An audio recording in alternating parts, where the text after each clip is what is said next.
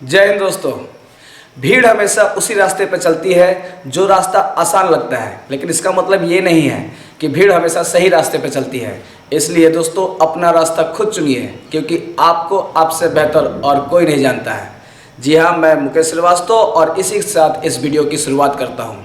दोस्तों आज का जो विषय है वो है भारतीय संविधान से, और इसमें जो मैंने टॉपिक लिया हुआ है वो है मूल अधिकार और नीति निर्देशक में अंतर।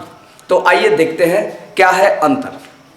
यहाँ मैंने लिखा हुआ है आपको मूल अधिकार और यहाँ मैंने लिखा हुआ है नीति निर्देशक तत्व या सिद्धांत। तो यहाँ पहला देखते हैं, ये भाग नंबर 3 में है, यानी मूल अधिकार हमारे संविधान के भाग नंबर 3 में है और अनुच्छेद है आपका 12 से 35। अब नीति निर्देशक ये भाग नंबर 4 में है और अनुच्छेद है 36 से 51। ठीक है, ये पहला अंतर है और भाग और अनुच्छेद इनका जरूर याद रखिएगा क्योंकि बहुत बार आ चुका है। अब देखते हैं यहाँ पे प्रेरणा। प्रेरणा मतलब मूल अधिकार जो है हमारे संविधान में किस देश के संविधान से लिया गया है, वो प्रेरणा लिया गया है। तो मूल अधिकार जो है वो अमेरिका से लिया गया है। ठीक, नीति निर्देशक इसका प्रेरणा लिया गया कहाँ से, तो आयरलैंड से। क्लियर। अब आते हैं विषय। जैसे मूल अधिकार का विषय जो है वो कैसा है, राष्ट्रीय है या अंतर्राष्ट्रीय है।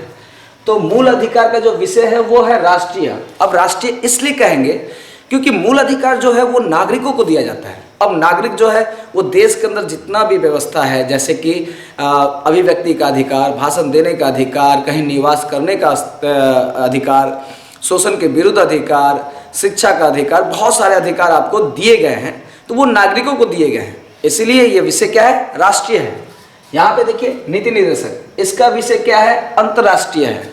अब अंतर्राष्ट्रीय इसलिए कहेंगे क्योंकि ये सरकार लागू करती है। अब जब सरकार लागू करेगी तो वो दूर तक समाज के पूरे समाज को देखेगी, तो इसलिए इसका विषय जो है अंतर्राष्ट्रीय है।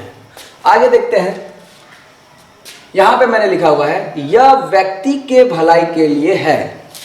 नेचुरल वही बात, क्योंकि ये नागरिकों को दिया जाता है तो ये व्यक्ति के, नागरिकों के भलाई के लिए है। ये फिर इसका देखते हैं नीति निर्देशक में, यह समाज की भलाई के लिए है। तो दोस्तों नीति निर्देशक जो है सरकार लागू करता है तो समाज को देखते हुए, इसीलिए यह समाज के भलाई के लिए है। अगला देखते हैं मूल अधिकार में। मैंने ये लिखा हुआ है यह अधिकार नागरिकों को स्वतः प्राप्त हो जाता है। यानी भारत के जो नागरिक हैं, जो जन्म लेते हैं, कोई भी बच्चा जन्म लेता है तो आप कह सकते हैं कि बेटा तुमको मूल अधिकार मिल गया है। ठीक है, स्वतः मिल जाता है, इसमें कोई पाबंदी नहीं है। लेकिन नीति निर्देशक जो है, यहाँ पे मैंने लिखा हुआ है नीति निर्देशक राज्य सरकार के द्वारा लागू करने के बाद ही नागरिकों को प्राप्त होता है। ये दोनों अंतर देख सकते हैं। अगला देखते हैं मूल अधिकार में, इसे लागू कराने के लिए न्यायालय की शरण ले सकते हैं। इसका मतलब जो मूल अधिकार है वो उसे न्यायालय का संरक्षण प्राप्त है। ठीक है, अब आगे देखते हैं क्या नीति निर्देशक को न्यायालय का संरक्षण प्राप्त है। ये यहाँ पे लिखा हुआ है मैंने, इसे लागू कराने के लिए न्यायालय नहीं जाया जा सकता है। इसका मतलब इससे न्यायालय का संरक्षण प्राप्त नहीं है। आइए अगला देखते हैं, इसका उद्देश्य राजनीतिक लोकतंत्र की स्थापना करना है। जस्ट नीति निर्देशक में आते हैं, इसका उद्देश्य सामाजिक आर्थिक लोकतंत्र की स्थापना करना है। ये बहुत बड़ा अंतर है। आगे देखते हैं आपातकाल।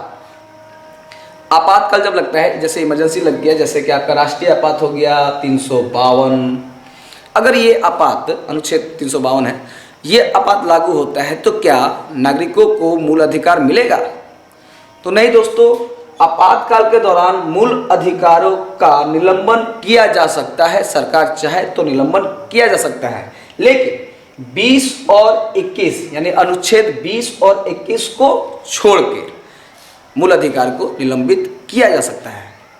अब आते हैं, इधर देखते हैं नीति निर्देशक को क्या निलंबित किया जा सकता है। इधर देखिए, नीति निर्देशक का निलंबन किसी भी स्थिति में नहीं किया जा सकता है।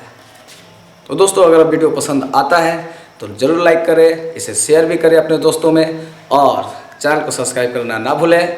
जय हिंद।